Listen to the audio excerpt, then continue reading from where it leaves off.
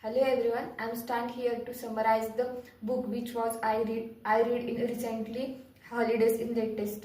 So book name is a Chava. It is actually not a book. It is actually a novel which is written by the author Shivaji Sawant.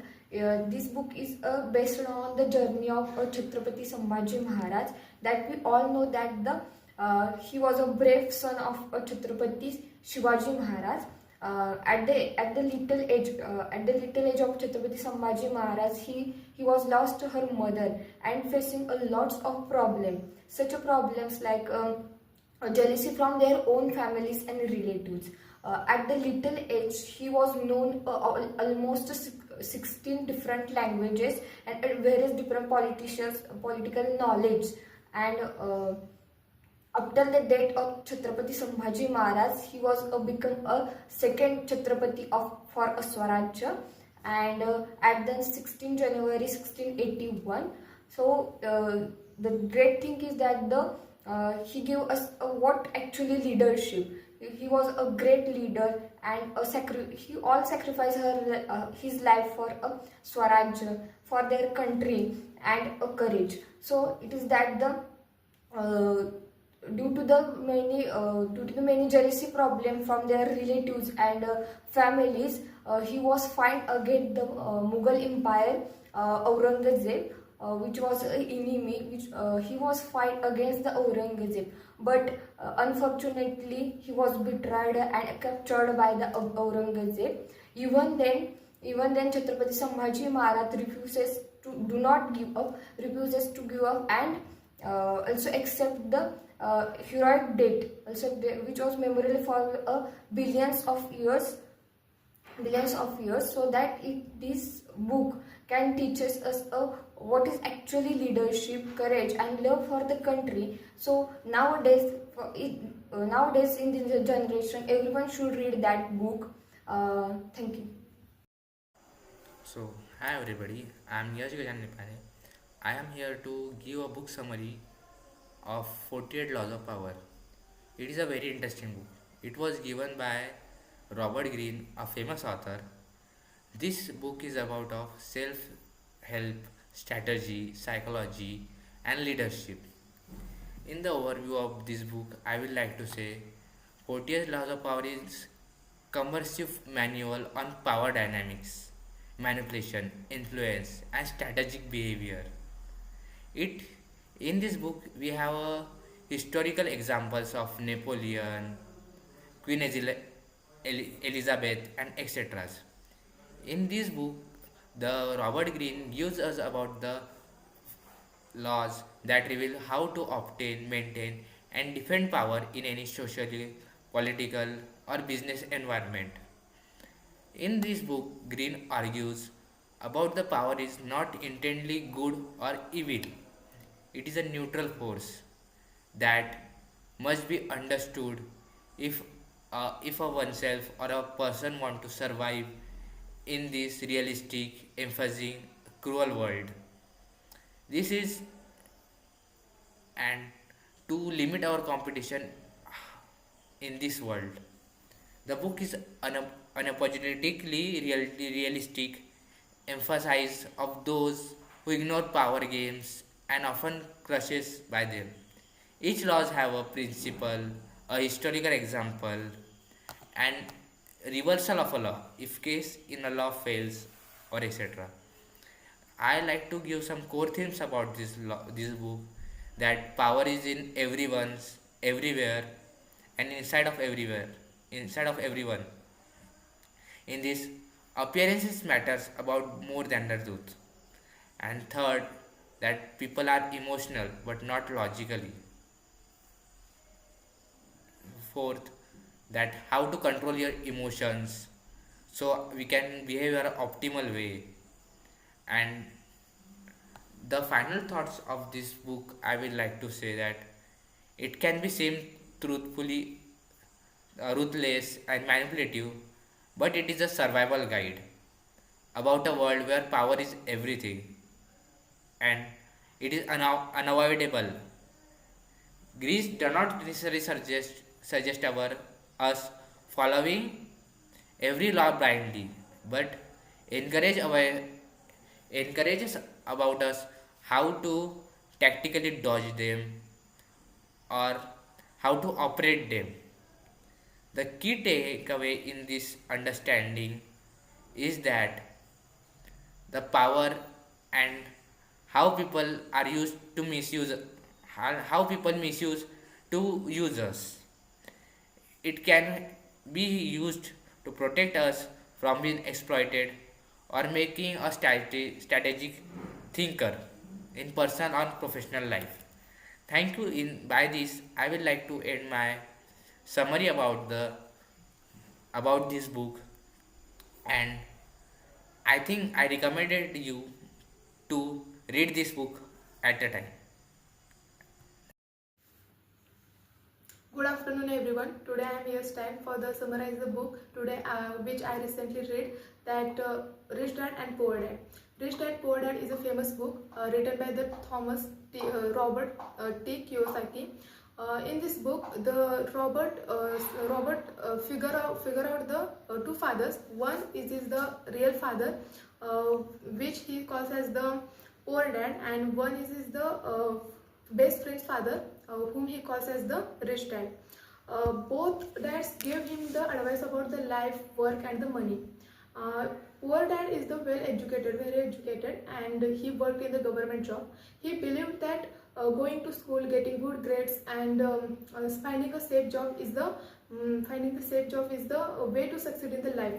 But even after he had faces many money issues, and rich dad is not very educated, but he was smart in the business. He believed that building businesses and learning about money, investments, and rich dad taught the Robert that only working for money is not enough.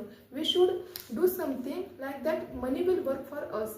Then one of the main lessons in this book is about the difference between the assets and the liabilities. Assets are those things in which they put money in your pocket, and liabilities are those things that take money out of your pocket, like taking loans and big expenses. The book also says that schools don't teach about the money or how to manage the money, so we should learn it our own. And Robert says that being rich is not just having the high salary, but we should understand how to manage, how to grow, and keep money. And one more thing is that the mindset is very important, where a person with rich mindset can finds the opportunities and a person with a poor mindset is scared about the failures and the risks. So in the end, the Rich Dad Poor Dad book is shows the difference, show the different mindset about the money. And the book is a very great guide for the students and the young people who want to become stable or who want to become financially safe in the future. Thank you. Hello everyone, I am going to present a summary of a book which I read recently. So Mrutyunjay by Shivaji Sawant is a profound retelling of Mahabharata through the eyes of Karna, one of its most misunderstood characters. The novel delves into Karna's journey from his mysterious birth to his tragic end, highlighting his unwavering sense of duty, loyalty, and struggle for identity. Narrated from multiple viewpoints like Karna, Kunti, Duryodhan, Krishna, and others, it paints a deeply human portrait of a man caught between destiny and desire. Despite being wronged by society and fate, Karna remains noble, generous, and resilient. The novel also explores the themes such as honor, rejection, and fate, making it timeless and moving. So hello everyone. Today I am going to talk on a book named by Surrounded by Idiots. The author of the book is Thomas Erickson. The title of the book sounds funnier, but it gives deeper insights to us. It helps us to understand the peoples in better way. So, author of the book has divided peoples into four types, represented by four colors: red, blue, green, and yellow. So let's see what this color says. So red type color represents people who are dominant, confident, and sometimes aggressive also. The second one is yellow type. So yellow type peoples are very extroverted, social, and they connect with other peoples faster and better. So next type is green type. This color represents peoples who are very calm and they don't like conflicts. They try to keep everyone happy. Next color is blue. This color represents peoples who are very detail oriented, structured, and analytical. So conclusion of this book is we are not surrounded by idiots. We are surrounded by peoples who are different than us.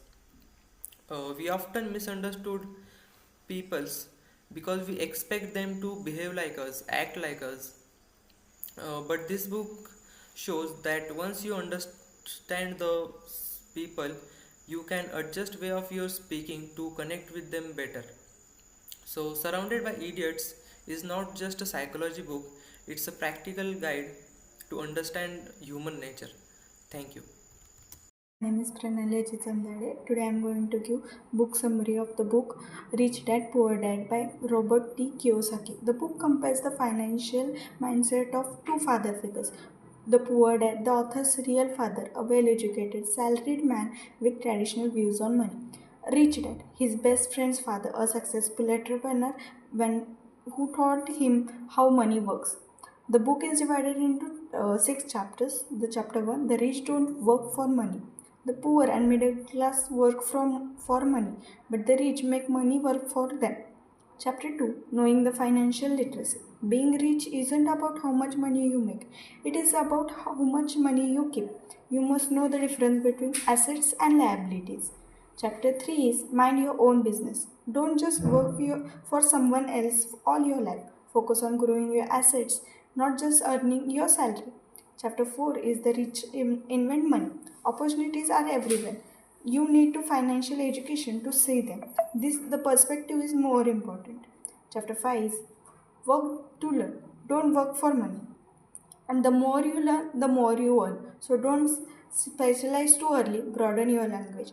Means we have to learn everything and everywhere, and then specialize in one specific topic. Overall, the rich dad poor dad challenges conventional thoughts about work, income, and education. It encourages readers in becoming financially literate, invest in assets, build passive income, and take control of their financial future. Thank you. Everyone, today I am going to express my feelings about the book Atomic Habits and summarize the book. Uh, Atomic Habit tells about the breaking the bad habits and developing or adapting the good ones. Atomic Habit tells that the habits can be achieved by tiny improvement lead to compound growth. And Atomic Habit also suggests that growth is linked to 5 laws, that is make a obvious habit, make a clear habit, make a easy habit, make a, satisfying habit. These laws links to the good environment. Atomic habit also gives the example of tectonic reactions under the earth, which creates tectonic reactions are going inside the earth since a million years ago, but the earthquake is occur at the uh, threshold point. This threshold point should achieve by tiny improvements. Thank you. I am going to present the book summary titled as The Palace of Illusion. The Palace of Illusion by Chitra Banerjee is a retelling of Mahabharata from perspective of Draupadi. The main idea of the book is the book explores the life of Draupadi, a strong and a complex woman, as she navigates the challenges of being a queen, a wife, and a warrior in ancient India. The key themes of the book are feminism, Draupadi's experiences and perspectives as a woman in a male centered society, identity, her struggle to find her own identity and purpose, duty, her responsibilities as a queen and a wife, and the conflict arises due to these roles. In this book, the life of the Draupadi is explored. So let's know the Draupadi's journey. From her polyandrous marriage to the Pandavas to her public humiliation in the royal court. Draupadi's story is one of the resilience, strength, and the survival. Through her eyes, we witness the epic battle, the royal politics, and a personal struggle that shaped the Mahabharata. The Palace of Illusion offers a fresh perspective on a classic epic. It's epic, exploring the theme that remains relevant today. Its powerful exploration of women's experiences, identity, and the human condition. Thank you.